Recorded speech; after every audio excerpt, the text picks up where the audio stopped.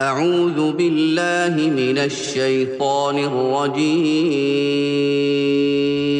پناہ مانگتا ہوں میں اللہ کی شیطان مردود سے۔ بسم اللہ الرحمن الرحیم۔ شروع اللہ کے نام سے جو بڑا مہربان نہایت رحم والا ہے۔ بسم اللہ الرحمن الرحیم۔ سورة أنزلناها وفرضناها وأنزلنا فيها آيات بينات لعلكم تذكرون الزانية والزاني فاجلدوا كل واحد منهما 100 جلدة ولا تأخذكم بهما رأفة في دين الله إن كنتم تؤمنون بالله واليوم الآخر وليشهد عذابهما طائفة من المؤمنين الزاني لا ينكح إلا زانية أو مشركة والزانية لا ينكحها إلا زان أو مشرك وحرم ذلك على المؤمنين والذين يرمون المحصنات ثم لم يأتوا ب4 شهداء فاجلدوهم 80 جلدة ولا تقبلوا لهم شهادة أبدا وأولئك هم الفاسقون إلا الذين تابوا من بعد ذلك وأصلحوا فإن الله غفور رحيم والذين يرمون أزواجهم ولم يكن لهم شهداء إلا أنفسهم فشهادة أحدهم 4 شهادات بالله إنه لمن الصادقين والخامسة أن لعنة الله عليه إن كان من الكاذبين ويدرأ عنها العذاب أن تشهد 4 شهادات بالله إنه لمن الكاذبين والخامسة أن غضب الله عليها إن كان من الصادقين ولولا فضل الله عليكم ورحمته وأن الله تواب حكيم۔ شروع اللہ کا نام لے کر جو بڑا مہربان نہایت رحم والا ہے۔ یہ ایک سورہ ہے جس کو ہم نے نازل کیا اور اس کے احکام کو فرض کر دیا اور اس میں صاف صاف آیتیں نازل کیں تاکہ تم یاد رکھو۔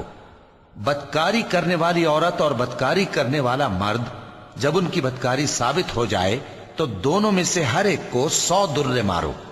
اور اگر تم اللہ اور روز آخر پر ایمان رکھتے ہو تو اللہ کے قانون کو نافذ کرنے میں تمہیں ان پر ہرگز ترس نہ آئے، اور چاہیے کہ ان کی سزا کے وقت مسلمانوں کی ایک جماعت بھی موجود ہو۔ بدکار مرد تو بدکار یا مشرک عورت کے سوا کسی سے نکاح نہیں کرتا، اور بدکار عورت کو بھی بدکار یا مشرک مرد کے سوا اور کوئی نکاح میں نہیں لاتا، اور یہ یعنی بدکار عورت سے نکاح کرنا مومنوں پر حرام ہے۔ اور جو لوگ پرہیزگار عورتوں کو بدکاری کا عیب لگائیں اور اس پر 4 گواہ نہ لائیں تو ان کو 80 درے مارو اور کبھی ان کی شہادت قبول نہ کرو، اور یہی بد کردار ہیں۔ ہاں، جو اس کے بعد توبہ کر لیں اور اپنی حالت سنوار لیں تو اللہ بھی بخشنے والا ہے، مہربان ہے۔ اور جو لوگ اپنی بیویوں پر بدکاری کی تہمت لگائیں اور خود ان کے سوا اور گواہ نہ ہوں تو ہر ایک کی شہادت یہ ہے کہ پہلے تو 4 بار اللہ کی قسم کھائے کہ بے شک وہ سچا ہے، اور 5ویں بار یہ کہے کہ اگر وہ جھوٹا ہو تو اس پر اللہ کی لعنت۔ اور عورت سے سزا کو یہ بات ٹال سکتی ہے کہ وہ پہلے 4 بار اللہ کی قسم کھائے کہ بے شک یہ جھوٹا ہے، اور 5ویں دفعہ یوں کہے کہ اگر یہ سچا ہو تو مجھ پر اللہ کا غضب نازل ہو۔ اور اگر تم پر اللہ کا فضل اور اس کی مہربانی نہ ہوتی تو بہت سی خرابیاں پیدا ہو جاتی۔ और ये कि अल्लाह तौबा कबूल करने वाला है, हकीम है। إن الذين جاءوا بالإفك عصبة منكم لا تحسبوه شرا لكم بل هو خير لكم لكل امرئ منهم ما اكتسب من الإثم والذي تولى كبره منهم له عذاب عظيم لولا إذ سمعتموه ظن المؤمنون والمؤمنات بأنفسهم خيرا وقالوا هذا إفك مبين لولا جاءوا عليه بأربعة شهداء فإذ لم يأتوا بالشهداء فأولئك عند الله هم الكاذبون ولولا فضل الله عليكم ورحمته في الدنيا والآخرة لمسكم فيما أفضتم فيه عذاب عظيم إذ تلقونه بألسنتكم وتقولون بأفواهكم ما ليس لكم به علم وتحسبونه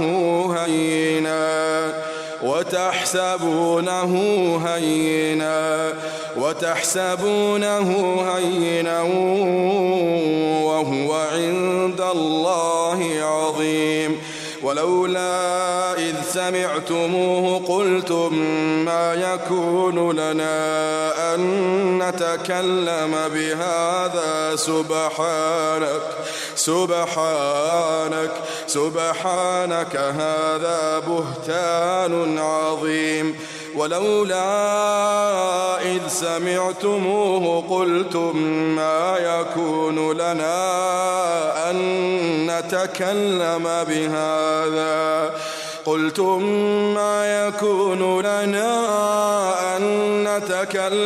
بهذا سبحانك هذا بهتان عظيم يعظكم الله أن تعودوا لمثله أبدا إن كنتم مؤمنين ويبين الله لكم الآيات والله عليم حكيم إن الذين يحبون أن تشيع الفاحشة في الذين آمنوا لهم عذاب أليم في الدنيا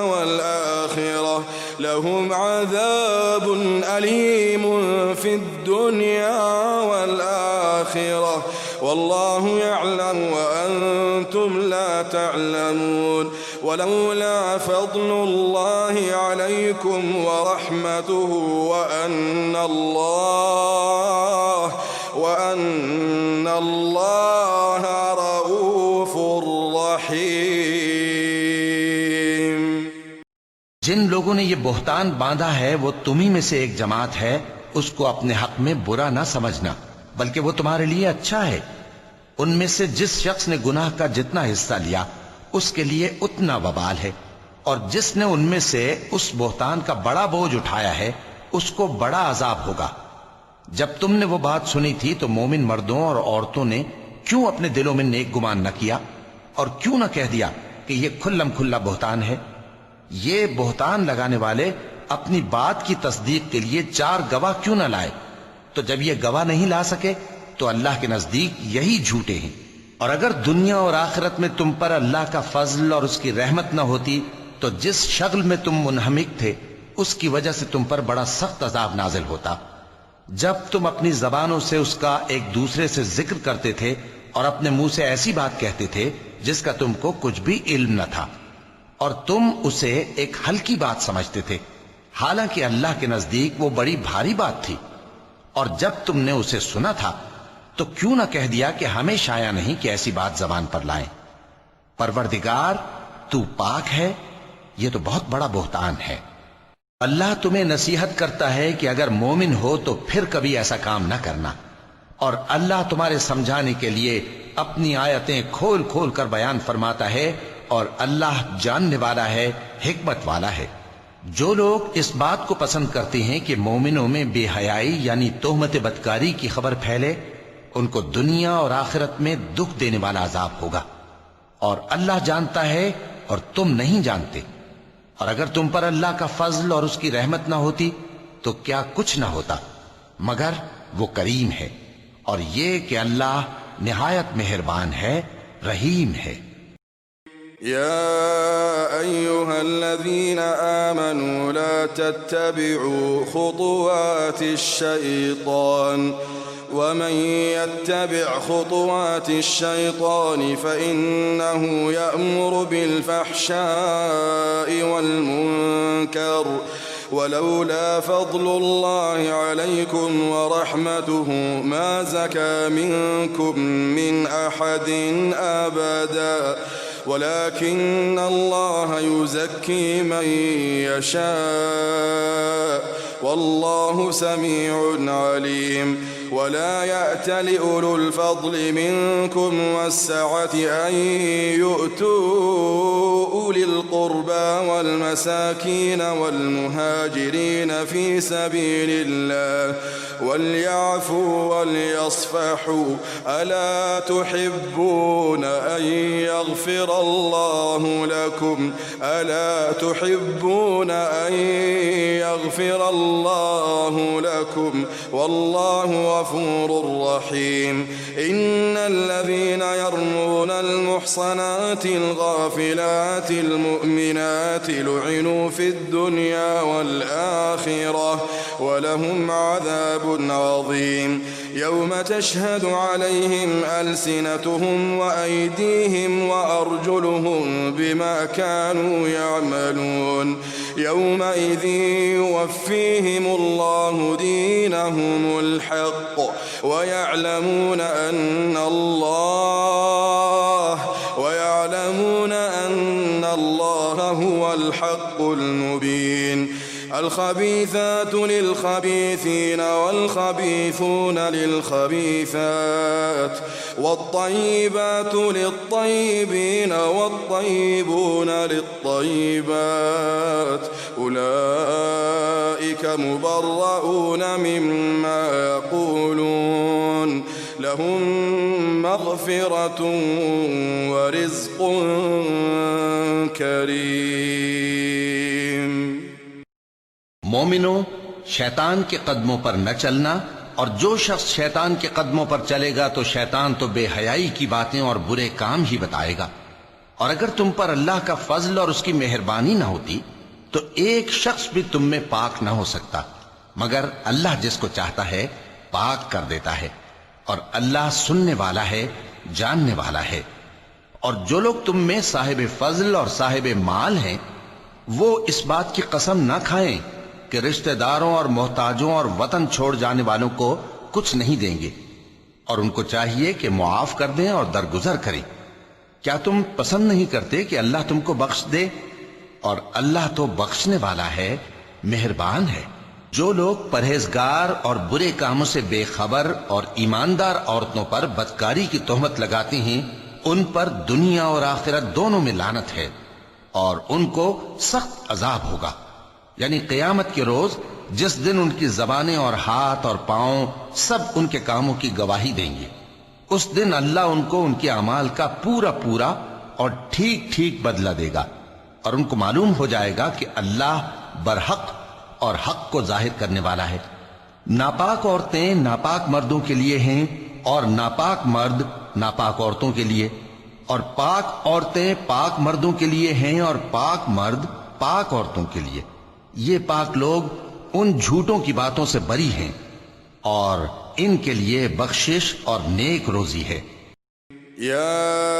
أيها الذين آمنوا لا تدخلوا بيوتا غير بيوتكم حتى تستأنسوا وتسلموا على أهلها ذلكم خير لكم لعلكم تذكرون فإن لم تجدوا فيها أحدا فلا تدخلوها حتى يؤذن لكم وإن قيل لكم ارجعوا فارجعوا هو أزكى لكم والله بما تعملون عليم ليس عليكم جناح أن تدخلوا بيوتا غير مسكونة فيها متاع لكم والله يعلم ما تبدون وما تكتمون मोमिनो, अपने घरों के सिवा दूसरे लोगों के घरों में घर वालों से इजाजत लिए और उनको सलाम किए बगैर दाखिल न हुआ करो। ये तुम्हारे हक में बेहतर है और हम ये नसीहत इसलिए करते हैं कि शायद तुम याद रखो। फिर अगर तुम घर में किसी को मौजूद ना पाओ तो जब तक तुमको इजाजत न दी जाए उसमें मत दाखिल हो, और अगर ये कहा जाए कि इस वक्त लौट जाओ तो लौट जाया करो। ये तुम्हारे लिए बड़ी पाकीज़गी की बात है और जो काम तुम करते हो अल्लाह सब जानता है। हां, अगर तुम किसी ऐसे मकान में जाओ जिसमें कोई न बसता हो और उसमें तुम्हारा असबाब रखा हो तो तुम पर कुछ गुनाह नहीं, और जो कुछ तुम जाहिर करते हो और जो पोशीदा करते हो अल्लाह को सब मालूम है। قل للمؤمنين يغضوا من أبصارهم ويحفظوا فروجهم قل للمؤمنين يغضوا من أبصارهم ويحفظوا فروجهم ذلك أزكى لهم إن الله خبير بما يصنعون وقل للمؤمنات يغضضن من أبصارهن ويحفظن فروجهن ولا يبدين زينتهن إلا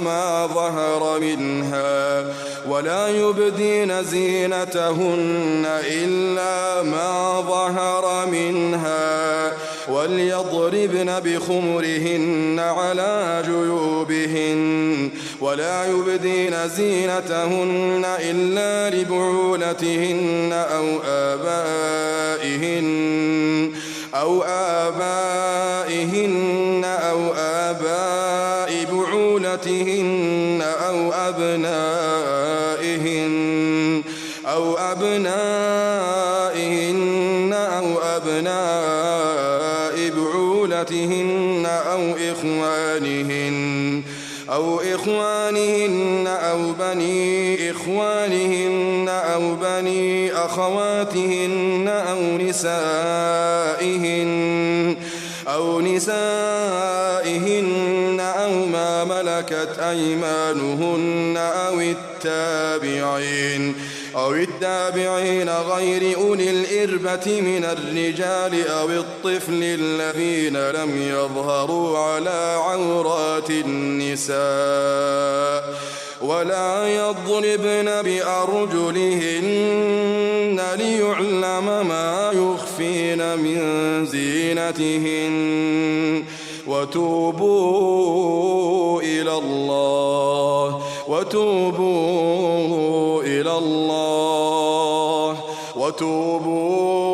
الله جميعا أيها المؤمنون لعلكم تفلحون। मोमिन मर्दों से कह दो कि अपनी नजरें नीची रखा करें और अपनी शर्मगाहों की हिफाजत किया करें। ये उनके लिए बड़ी पाकीज़गी की बात है और जो काम ये करते हैं अल्लाह उनसे खबरदार है। और मोमिन औरतों से कह दो कि वो भी अपनी निगाहें नीची रखा करें और अपनी शर्मगाहों की हिफाजत किया करें और अपनी आराइश यानी जेवर के मकामात को जाहिर न होने दिया करें मगर जो उसमें से खुला रहता हो, और अपने सीनों पर ओढ़नियां ओढ़े रहा करें और अपने खाविंद और बाप और खुसर और बेटों और खाविंद के बेटों और भाइयों और भतीजों और भांजों और अपनी जैसी मोमिन औरतों और लौंडी गुलामों के सिवा नीज उन खुद्दाम के जो औरतों की ख्वाहिश न रखें या ऐसे लड़कों के जो औरतों के पर्दे की चीजों से वाकिफ न हो। गरज इन लोगों के सिवा किसी पर अपनी जीनत और सिंगार के मकामात को जाहिर न होने दे और अपने पांव ऐसे तौर से जमीन पर न मारे कि झंकार कानों में पहुंचे और उनका पोशीदा जेवर मालूम हो जाए। और मोमिनो, सब अल्लाह के आगे तौबा करो ताकि फलाह पाओ। وأنكحوا الأيام منكم والصالحين من عبادكم وإمائكم إن يكونوا فقراء يغنهم الله من فضله والله واسع عليم. وليستعفف الذين لا يجدون نكاحا حتى يغنيهم الله من فضله والذين يبتغون الكتاب مما ملكت أيمانكم فكاتبوهم إن علمتم فيهم خيرا وآتوهم مما لله الذي آتاكم ولا تكرهوا فتياتكم على البغاء إن أردنا تحصنا لتبتغوا عرض الحياة الدنيا ومن يكرههن فإن الله من بعد إكراههن غفور رحيم. ولقد أنزلنا إليكم آيات مبينات ومثلا من الذين خلوا من قبلكم وموعظة للمتقين. और अपनी कौम की बेवा औरतों के निकाह कर दिया करो और अपने गुलामों और लौंडियों के भी जो नेक हों निकाह कर दिया करो। अगर वो मुफलिस होंगे तो अल्लाह उनको अपने फजल से गनी कर देगा और अल्लाह बहुत वुसअत वाला है, सब कुछ जानने वाला है। और जिनको ब्याह का मकदूर न हो वो पाक दामनी को इख्तियार किए रहें यहां तक कि अल्लाह उनको अपने फजल से गनी कर दे। और जो गुलाम तुमसे मुकातबत यानी माल देकर परवाना आजादी की तहरीर चाहें, अगर तुम उनमें सलाहियत और नेकी पाओ तो उनसे मुकातबत कर लो और अल्लाह ने जो माल तुमको बख्शा है उसमें से उनको भी दो। और अपनी बांदियों को अगर वो पाक दामन रहना चाहें तो दुनियावी जिंदगी के फवायद हासिल करने के लिए बदकारी पर मजबूर न करना। और जो उनको मजबूर करेगा तो उन बिचारियों के मजबूर किए जाने के बाद अल्लाह बख्शने वाला है, मेहरबान है। और हमने तुम्हारी तरफ रोशन आयतें नाजिल की हैं और जो लोग तुमसे पहले गुजर चुके हैं उनकी खबरें और परहेजगारों के लिए नसीहत। अल्लाहु नूरुस समावाति वल अर्द अल्लाहु नूरुस समावाति वल अर्द अल्लाहु नूरुस समावाति वल अर्द مثل نوره كمشكاة فيها مصباح المصباح في زجاجة الزجاجة كأنها كوكب دري يوقد من شجرة مباركة زيتونة لا شرقية ولا غربية يكاد زيتها يضيء ولو لم تمسسه نار نور على نور نور على نور يهدي الله لنوره من يشاء ويضرب الله الأمثال للناس والله بكل شيء عليم. في بيوت أذن الله أن ترفع ويذكر فيها اسمه يسبح له فيها بالغدو والآصال رجال لا تلهيهم تجارة ولا بيع عن ذكر الله وإقام الصلاة وإيتاء الزكاة يخافون يوما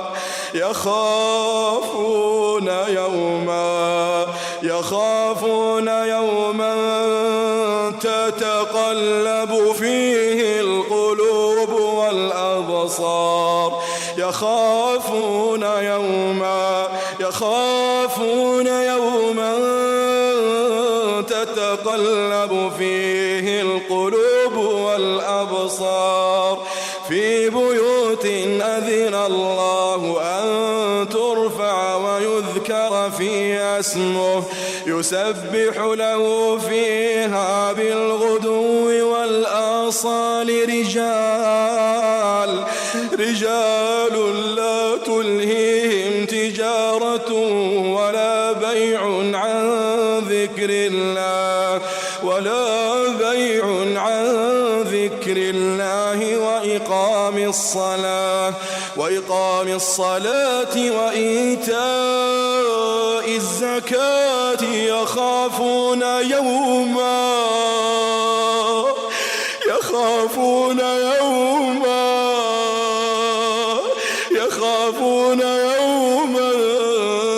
تتقلب فيه القلوب والأبصار يخافون يوما تتقلب فيه القلوب والأبصار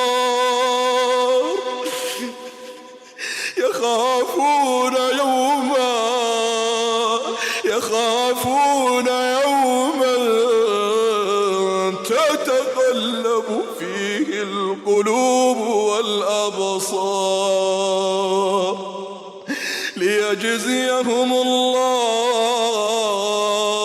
ليجزيهم الله أحسن ما عملوا ويزيدهم من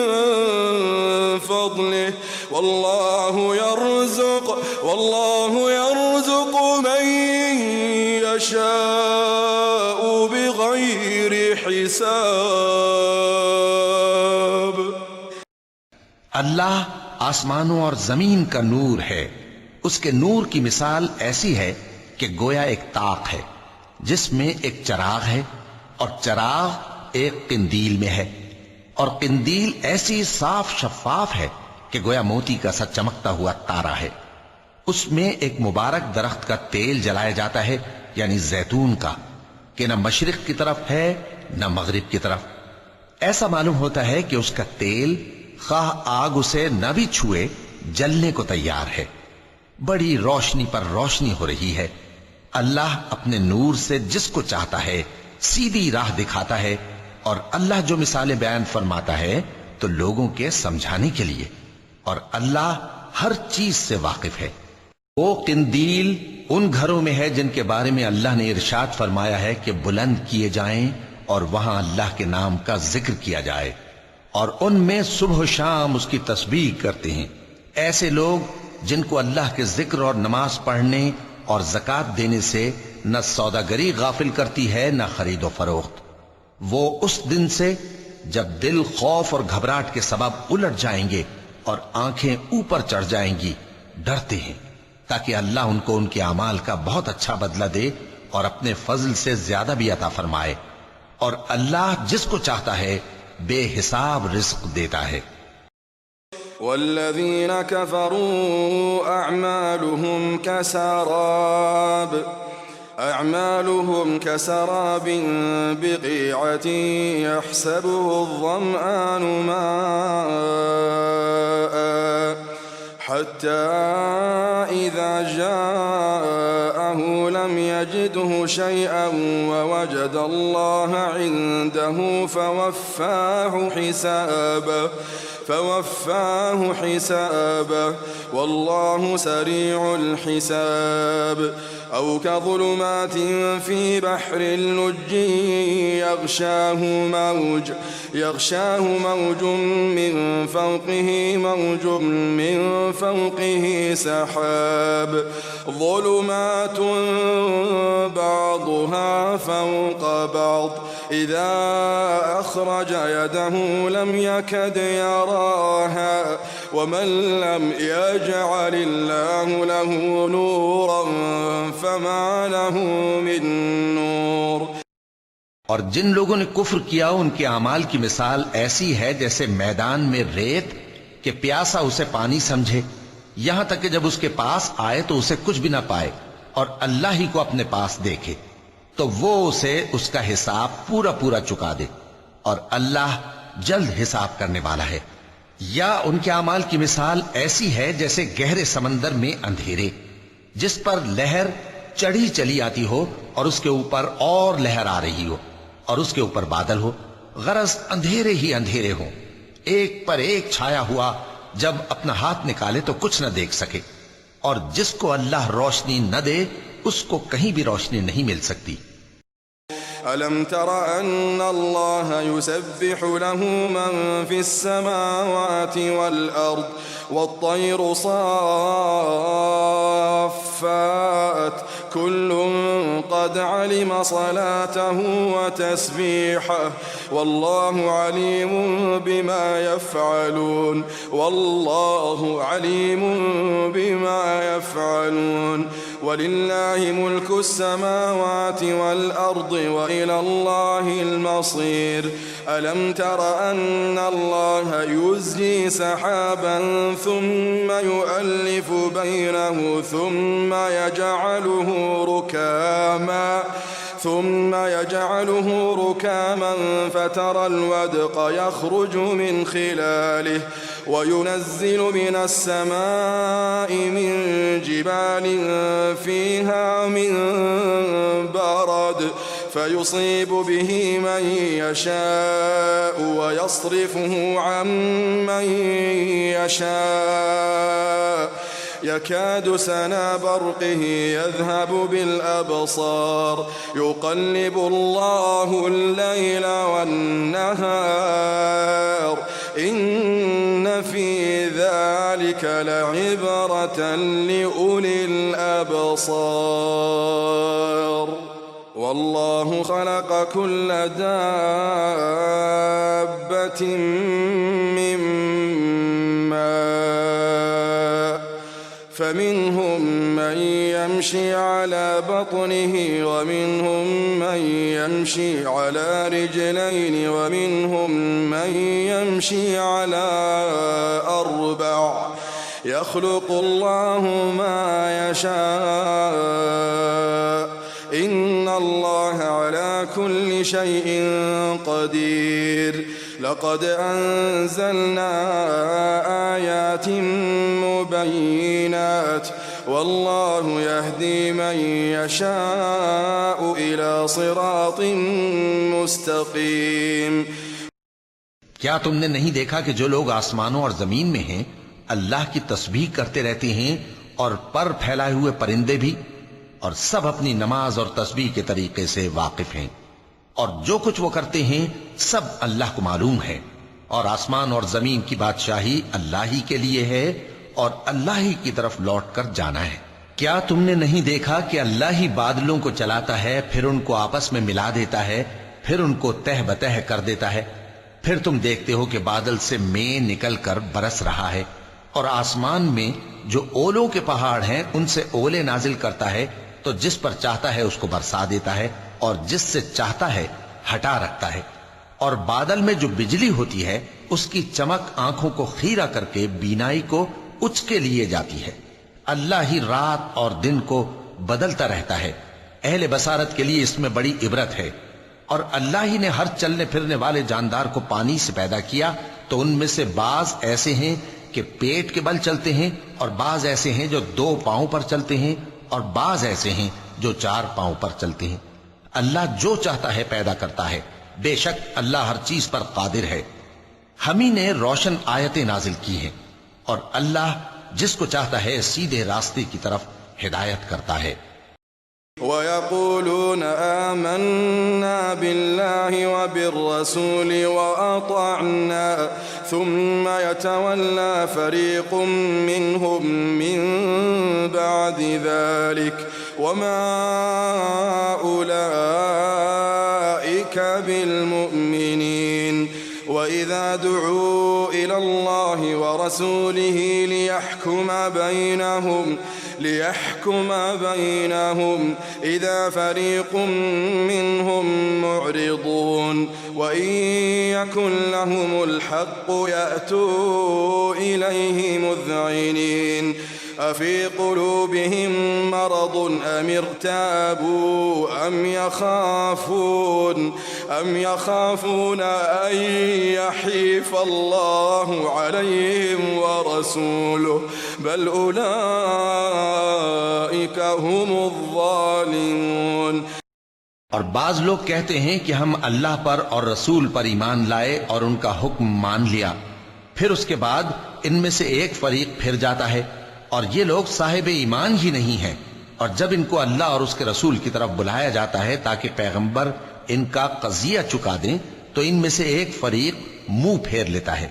और अगर इनको हक मिलता हो तो उसकी तरफ कबूल करके चले आते हैं। क्या इनके दिलों में बीमारी है या ये शक में है या इनको ये खौफ है कि अल्लाह और उसका रसूल इन पर जुल्म करेंगे? नहीं, बल्कि ये खुद ही जालिम है। إنما كان قول المؤمنين إذا دعوا إلى الله ورسوله ليحكم بينهم أن يقولوا سمعنا وأطعنا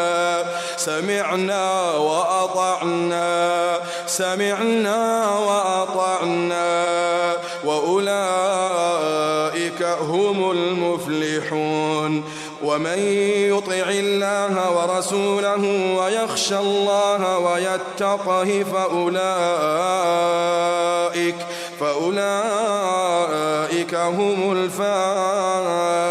الفائزون وأقسموا بالله جهد أيمانهم لئن أمرتهم ليخرجن قل لا تقسموا طاعة معروفة إن الله خبير بما تعملون قل أطيعوا الله وأطيعوا الرسول فإن تولوا فإنما عليه ما حمل وعليكم ما حملتم وإن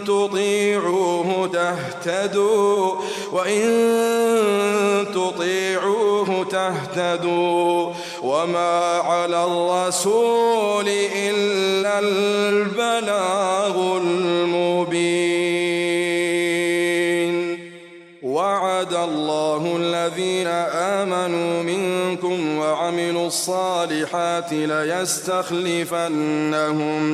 ليستخلفنهم في الأرض كما استخلف الذين من قبلهم وليمكنن لهم دينهم الذي ارتضى لهم وليبدلنهم من بعد خوفهم أمنا يعبدونني لا يشركون بي شيئا ومن كفر بعد ذلك فأولئك هم الفاسقون وأقيموا الصلاة وآتوا الزكاة وأطيعوا الرسول لعلكم ترحمون لا تحسبن الذين كفروا معجزين في الأرض ومأواهم النار ولبئس المصير। मोमिनों की तो ये बात है कि जब अल्लाह और उसके रसूल की तरफ बुलाए जाएं ताकि वो इनमें फैसला करें तो कहें कि हमने हुक्म सुन लिया और मान लिया और यही लोग फलाह पाने वाले हैं। और जो शख्स अल्लाह और उसके रसूल की फर्मा बरदारी करेगा और उससे डरेगा और उसका तकवा इख्तियार करेगा तो ऐसे ही लोग मुराद को पहुंचने वाले हैं। और ये अल्लाह की सख्त सख्त कसमें खाते हैं कि अगर तुम इनको हुक्म दो तो सब घरों से निकल खड़े हों। कह दो कि कसमें मत खाओ, पसंदीदा फर्मा बरदारी दरकार है, बेशक अल्लाह तुम्हारे सब अमाल से खबरदार है। कह दो कि अल्लाह की फर्मा बरदारी करो और रसूल के हुक्म पर चलो। अगर मुंह मोड़ोगे तो रसूल पर उस चीज का अदा करना है जो उनके जिम्मे है और तुम पर उस चीज का अदा करना है जो तुम्हारे जिम्मे है। और अगर तुम उनके फरमान पर चलोगे तो सीधा रास्ता पालोगे और रसूल के जिम्मे तो साफ साफ पहुंचा देना है।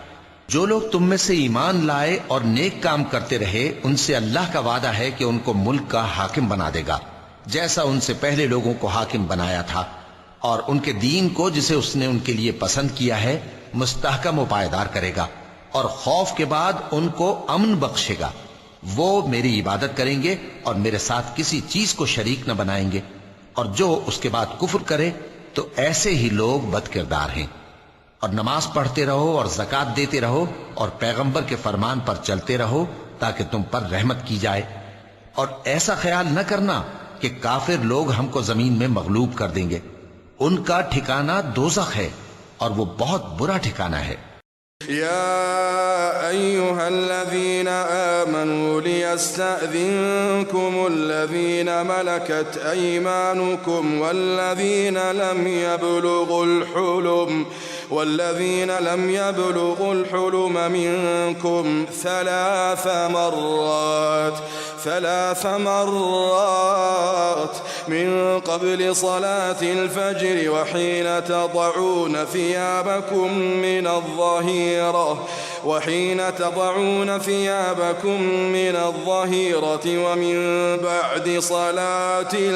العشاء 3 عورات لكم ليس عليكم ولا عليهم جناح بعدهن طوافون عليكم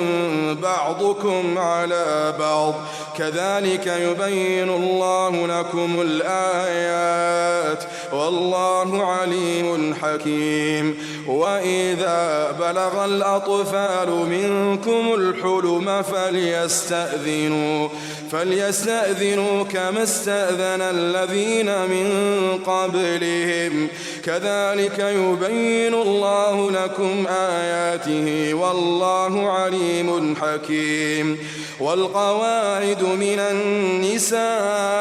اللاتي لا يرجون نكاحا فليس عليهن جناح أن يضعن ثيابهن غير متبرجات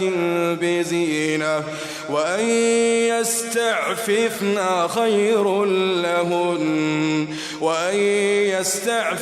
خير لهن والله سميع عليم. ليس على الأعمى حرج ولا على الأعرج حرج ولا على المريض حرج ولا على أنفسكم أن تأكلوا من بيوتكم أو بيوت آبائكم أو بيوت أمهاتكم أو بيوت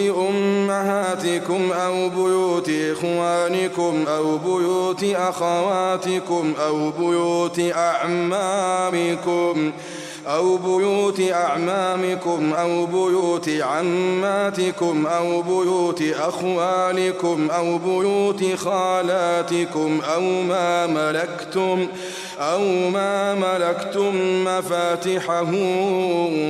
أو صديقكم. ليس عليكم جناح أن تأكلوا جميعا أو أشتاتا فإذا دخلتم بيوتا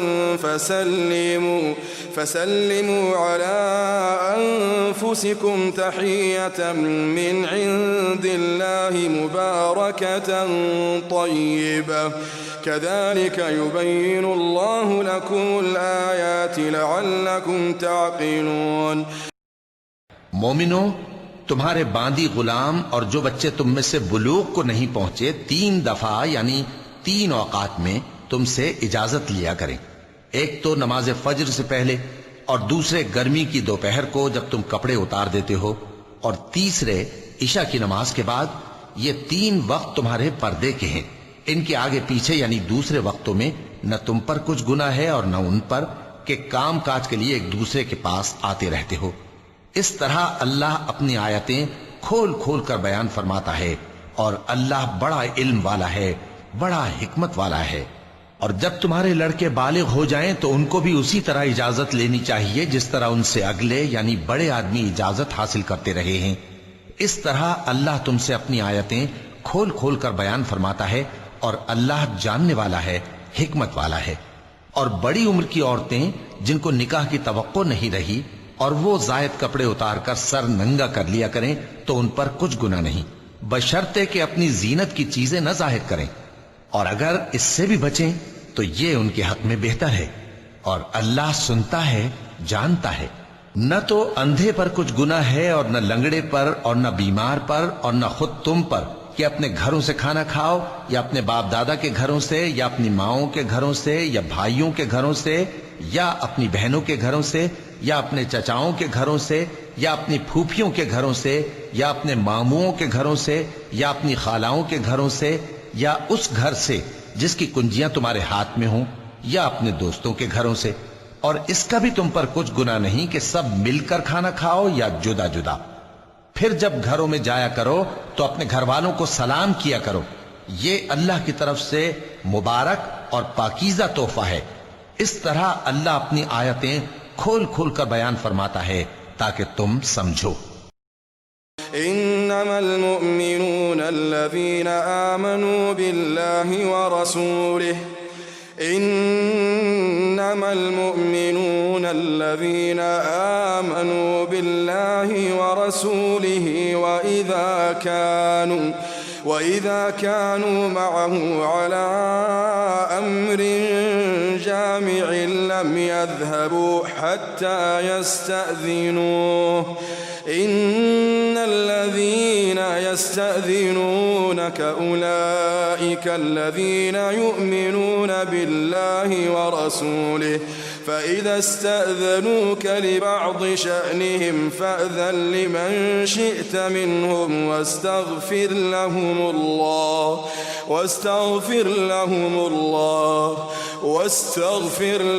الله إن الله غفور رحيم لا تجعلوا دعاء الرسول بينكم كدعاء بعضكم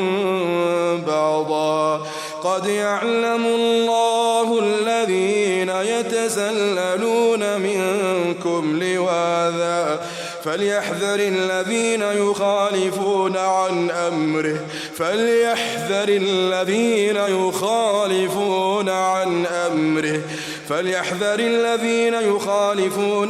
أمره أن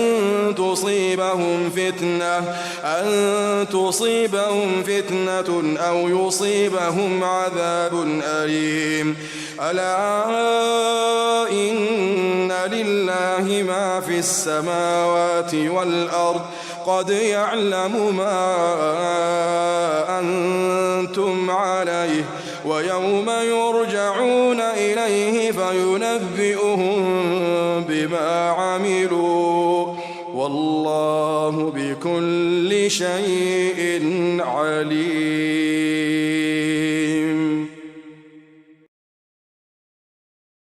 مومن تو وہ ہیں جو اللہ پر اور اس کے رسول پر ایمان لائے، اور جب کبھی ایسے کام کے لیے جو جمع ہو کر کرنے کا ہو پیغمبر کے پاس جمع ہوں تو ان سے اجازت لیے بغیر چلے نہیں جاتے۔ اے پیغمبر، جو لوگ تم سے اجازت حاصل کرتے ہیں وہی اللہ پر اور اس کے رسول پر ایمان رکھتے ہیں،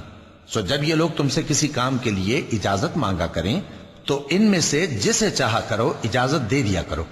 اور ان کے لیے اللہ سے بخشش مانگا کرو، کچھ شک نہیں کہ اللہ بخشنے والا ہے، مہربان ہے۔ مومنو، پیغمبر کے پکارنے کو ایسا خیال نہ کرنا جیسا تم آپس میں ایک دوسرے کو پکارتے ہو، بے شک اللہ کو وہ لوگ معلوم ہیں جو تم میں سے آنکھ بچا کر کھسک جاتے ہیں۔ تو جو لوگ ان کے حکم کی مخالفت کرتے ہیں ان کو ڈرنا چاہیے کہ ایسا نہ ہو کہ ان پر کوئی آفت پڑ جائے یا تکلیف دینے والا عذاب نازل ہو۔ دیکھو، جو کچھ آسمانوں اور زمین میں ہے سب اللہ ہی کا ہے، جس طریق پر تم ہو وہ اسے جانتا ہے، اور جس روز لوگ اس کی طرف لوٹائے جائیں گے تو جو عمل وہ کرتے رہے وہ ان کو بتا دے گا، اور اللہ ہر چیز سے واقف ہے۔ صدق اللہ العظیم۔